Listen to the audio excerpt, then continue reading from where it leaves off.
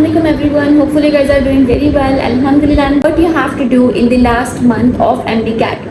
So this video is totally based on what you have to do in the last month before your test date. As you guys know कि आपकी test date आ चुकी है, तो आपका obviously it's like only 1 month remaining. तो आप बहुत सारी प्रिपरेशन कर चुके होगे ऑलरेडी.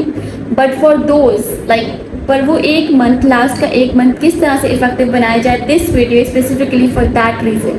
अनाउंसमेंट, हम लोग का टेस्ट सीरीज स्टार्ट हो चुका है विच विल स्टार्ट फ्रॉम 20 अगस्त. You guys can enroll yourself in this. Charges is really very flexible. 1000 charges है for the test series. In this test series we have everything like we have test sessions, we have bio का अलग से test होगा, हमारे पास chemistry का अलग से होगा, फिजिक्स का अलग से टेस्ट होगा. Like we will have bio 1 full book test, we have chemistry 1 full book test. Last हमारे पास जब हम सबका टेस्ट ले लेंगे तो लास्ट में हमारे पास होगा फुल लेंथ पेपर. आप MDCAT में अपेयर होके देते हो और हमारे पास जो टेस्ट है ये बेसिकली ऑनलाइन टेस्ट है, तो आप इसमें इनरोल कर सकते हो. This is the number will you have to do. Enrolment already start हो चुकी है, तो लास्ट डेट इज़ 20 अगस्त से पहले लाइक 19 अगस्त. So you guys can enrol yourself and this is the best opportunity. हमारे सारे टेस्ट ऑनलाइन होते हैं और हम like test के after just after attempting your test you guys will get your result by email और उसी टाइम भी आपको मिल जाएगा. तो आपको जो भी confusion होगी you guys can ask me there and that's it. So now let's start how you have to utilize your last month as MDCAT आपका डेट आपके पास आ चुकी है. you know कि आपको क्या चीज़ें कवर अप करनी है. the most important thing that I will ask you is a past paper and the MCQ solving practice.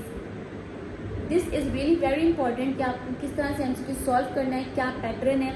You must know this thing कि फिजिक्स में कितने MCQ आएंगे, बायो में कितने आएंगे, इंग्लिश में कितने आएंगे and how you guys have to attempt them. This is really very important. बहुत सारे बच्चे इस चीज़ में मार खा जाते हैं. They don't know how to solve the MCQs. They have the concept, they have everything that you know a student need, but they don't know how to solve this. तो this is really very important to know कि किस तरह से आपने MCQs को attempt करना है, किस तरह से आपने ऑप्शंस को रीड करना है, किस तरह से आपने जो है वो अपने फॉर एग्जांपल आपको अगर कोई MCQs नहीं आ रहा है उसे कैसे टैकल करना है. तो बाकी मैं एक और वीडियो बनाऊंगी उसमें आपको बताऊंगी कि किस तरह से आपको पेपर को अटेम्प्ट करना चाहिए. This is really very important. आपको पता हो कि पेपर को किस तरह से अटेम्प्ट करना है, कौन सा सब्जेक्ट पहले करते हैं, कौन सा बाद में करते हैं, किस तरह से एक टॉपर जो है ना वो अटेम्प्ट कर रहा था पेपर को और किस तरह से मैंने अटेम्प्ट किया एग्जाम के टाइम पे अपने पेपर को. तो this is how I will share this video as well. तो पास paper and test is really very important. आप जितना मैक्सिमम सॉल्व करो पॉसिबल उतना सॉल्व करो, बिकॉज इसमें कोई कॉम्प्रोमाइज़ नहीं हो सकता. तो आपने टेस्ट MCQs के पेपर आपका MCQs के पैटर्न में आता है, तो आपने जितने ज़्यादा सॉल्व करोगे इतना ज़्यादा आपका फ़ायदा है. Other than this the second thing I will से is time management. Time management is a big thing. बहुत सारे बच्चों के कॉन्सेप्ट क्लियर होते हैं. They know how to attempt the MCQs, but they don't have enough time to solve that MCQs. So time management पे एक proper मैं video बनाऊंगी how you have to manage time during your MDCAT. This is really very important for everyone out there to manage your time during an MDCAT. As you know कि आपके पास बहुत कम time होता है एक MCQs के लिए. अगर आप मैं अपने स्टूडेंट्स को कहती हूँ it's like 30 second for 1 MCQs. आपको 30 सेकेंड में एक MCQ सॉल्व करना है. And now you are going to decide how you are going to solve. So time management is really very important. उसके बाद the third thing, this is something I will say कि बहुत सारे बच्चों को ये फेस करना पड़ता है is tension during your exams. कि ये देखना कि सराउंडिंग में कितने सारे लोग हैं, इतने सारे स्टूडेंट्स हैं, तो मेरा कैसे होगा. This is something, this is how you demotivate yourself and that's the time when you do, you know, when you lose a lot of confidence. तो कॉन्फिडेंस कभी लूज़ नहीं करो. टेंशन फ्री होकर एग्जाम करो. डीमोटिवेटेड मत हो कि इतने सारे स्टूडेंट्स हैं, आप ही क्यों होगा, आपका ही क्यों एडमिशन होगा. और the next thing I will say कि never ever discuss anything before like just 3 to 4 hour before your exams. क्योंकि आप इससे क्या करते हो कि खुद को डीमोटिवेट करते हो सकता है जो आपने चैप्टर पढ़ा है वो आपके जो नेक्स्ट वाला बंदा है उसको ना आता हो, बट आप जो MCQs डिस्कस करें वो उस चैप्टर से जो आपने नहीं पढ़ा हो सही से और उसको आता हो, तो आप बोलोगे ओ माय गॉड ये चैप्टर मुझे सही से नहीं आता. Now what we have to do. So this is how you just degrade yourself. तो इस चीज़ का बहुत ख्याल रखो कि खुद को डिग्रेड नहीं करो. जो आपने पढ़ा है उस पर कॉन्फिडेंटली रहो कि ठीक है मैंने जितना पढ़ा है, जितना भी पढ़ा है ना मेरे लिए इनफ होगा इंशाल्लाह. ठीक है, तो ये चीज़ बहुत इंपॉर्टेंट होती है. The other thing, this is the last but not the least, बहुत सारे बच्चे चीज़ करते हैं कि आप एग्ज़ाम से, जैसे आपका आज एग्ज़ाम है, कल आपका एग्ज़ाम है और कल की सुबह उठ के रिवाइज़ कर रहे होते हैं चीज़ों को. Please don't do this. एक दिन के सुबह आप क्या क्या रिवाइज़ कर लोगे? Like you have 66 chapters, like more than 60 chapters. तो क्या आप 60 चैप्टर्स, मोर देन 60 चैप्टर एक सुबह उठ के early in the morning exam से 4-5 घंटे पहले पढ़ के जाओगे? आपको लगता है वो चीज़ आपको याद रहेगी? No, this is how you just make yourself depressed. So इस चीज़ से बहुत दूर रहें. आप एक दिन पहले, मैं कहती हूँ कि रिविजन करो, वो भी बहुत कम, सब बहुत रिलैक्स करो खुद को, ठीक है? तो ये इस पर भी मैं एक प्रॉपर वीडियो बनाऊंगी कि 1 day before MD CAT what you have to do.